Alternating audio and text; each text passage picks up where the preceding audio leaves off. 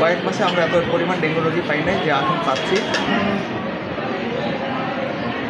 গত এক সপ্তাহে প্রায় 30 জনের মতো ডেঙ্গু রোগী আমাদের এখানে ভর্তি ছিল।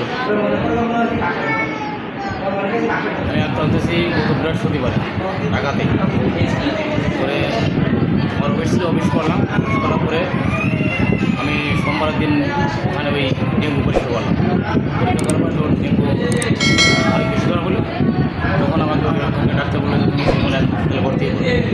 তো আমি কী করলাম, ওখান থেকে আমার বসের কাজ করলাম যে বস আমার তো এই সমস্যা, আমার এখানে আমি আসার তো তার কাছ থেকে ভর্তি করবো, আমি বাড়ি চলে যাচ্ছি। আমি ওখান থেকে এসে বাড়ি আসলাম। বাড়ি এসে মঙ্গলবার এই আমাদের এই সদর হসপিটালে স্বাস্থ্য কমপ্লেক্স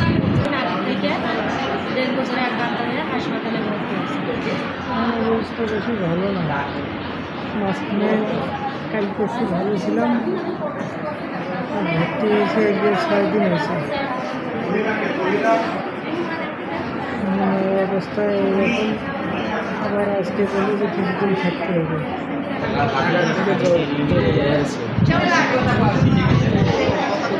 মানে অফিস করতে গিয়ে মানে হঠাৎ করে জ্বরেতে পড়ে যায়, আমরা মেডিকেলে যাই, মেডিকেলে যায়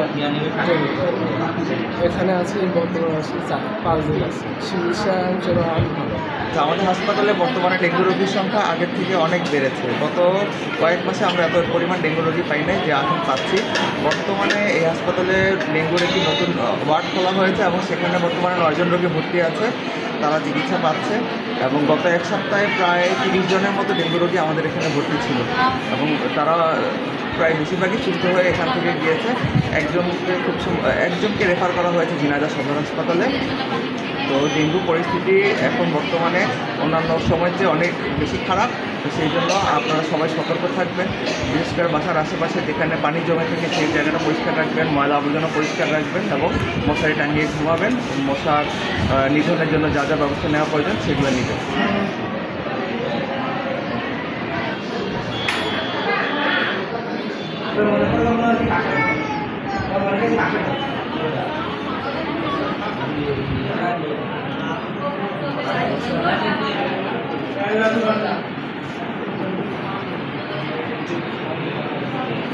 Gracias.